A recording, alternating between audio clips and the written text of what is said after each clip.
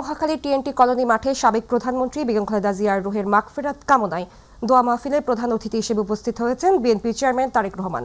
সেখানে আছেন সহকর্মী মাহবুব সৈকত, যুক্ত হচ্ছে তার সাথে। মাহবুব, টিএনটি কলোনি মাঠে আয়োজিত দোয়া মাহফিলে কেমন পরিস্থিতি দেখছেন? দোয়া মাহফিলের আসলে জানেন যে আজকে এই টিএনটি মাঠে যে দোয়া মাহফিল, এই দোয়া মাহফিলটি প্রয়াত প্রধানমন্ত্রী সাবেক যে তিনবারের প্রধানমন্ত্রী বিএনপি চেয়ারপারসন বেগম খালেদা জিয়ার জন্য দোয়া অনুষ্ঠানের আয়োজন করা হয়েছে। সকাল থেকেই এখানে যে মঞ্চ করা হয়েছে ঠিক ডান পাশটায়, সেই মঞ্চে কিন্তু কোরআন খানি আসলে অনুষ্ঠিত হয়েছে। একটু আগে কোরআন খতম শেষ হয়েছে।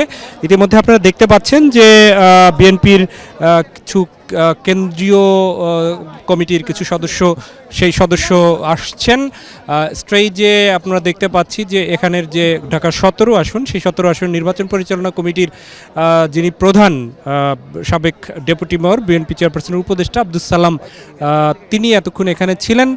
করাইলবাসীর আয়োজনে এই দোয়া মাহফিল অনুষ্ঠিত হচ্ছে এবং যদিও 3টায় সময় দেয়া হয়েছে, কিন্তু ধারণা কথা হচ্ছে যে 4টার পরে হয়তো আনুষ্ঠানিকভাবে শুরু হবে।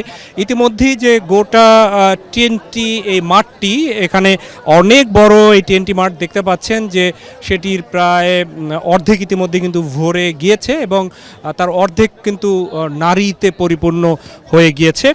এরপরই তারেক রহমানের আরেকটি প্রোগ্রাম রয়েছে বনানীতে, সেই বনানীও সেখানেও আসলে খালেদা জিয়ার যে দোয়া অনুষ্ঠান, সেই দোয়াই আসলে অনুষ্ঠিত হবে এবং এখানে আসলে উনি কথা বলবেন কিনা সেটি কিন্তু বলা যাচ্ছে না। যে উনি কথা বলবেন কিনা সেটি হয়তো আরও 1-1.5 ঘন্টার পরে সেটি বোঝা যাবে। আমরা এখানে দেখতে পাচ্ছি যে আসলে স্বেচ্ছাসেবকরা চেষ্টা করছেন সুশৃঙ্খলভাবে বসিয়ে দিতে এবং নিরাপত্তা ব্যবস্থাও যথেষ্ট রয়েছে। আমরা এখানে একজনের সাথে কথা বলছি, স্বেচ্ছাসেবক যিনি রয়েছেন। আপনারা কি চিন্তা করছেন, কত নারী উপস্থিতি ইতিমধ্যেই হয়েছে? হ্যাঁ, আপনার বেশ কিছু নারী তো উপস্থিত হয়েছে, আপনারা দেখছেন, আরও হচ্ছে, আরও আসবে। কয়টা নাগাদ মানে আপনারা সময় ইতিমধ্যেই এখানে তো সর্বশ্রেণীর নারীরা এসছে নাকি শুধু করাইল? না, সর্বশ্রেণীর না, শুধু করাইল বস্তির বাসিন্দা যারা তারাই আসছে। জি জি। শুনতে পেলেন যে এখানে আসলে ঠিক পাশেই হচ্ছে করাইল বস্তি। এই বস্তিতে যারা বসবাস করেন এরকম লোকজন এখানে এসছেন খালেদা জিয়ার জন্য দোয়া করার জন্যে। আপনি কোথায় থাকেন? আজকে এসেছেন তো খালেদা জিয়ার জন্য দোয়া নিয়ে নাকি? আমি আসছি করাইল বস্তি থেকে খালেদা জিয়ার সুগাত কামনা করতে। এখানে দেখতে পাচ্ছেন যে ইতিমধ্যেই আরো আসছে তার যে তারেক রহমানেরও এটি নির্বাচনী এলাকা।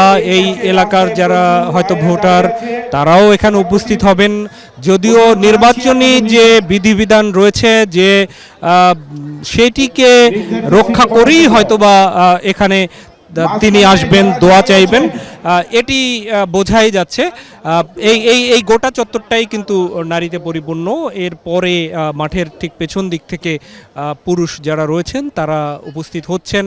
আস্তে আস্তে আমরা দেখতে পাচ্ছি যে মাঠ ভরে যাচ্ছে এবং আশা করা হচ্ছে যে সব কিছু মিলে আশা করা হচ্ছে যে হয়তোবা 4টার পরে আনুষ্ঠানিকভাবে এই প্রোগ্রাম আসলে শুরু হবে।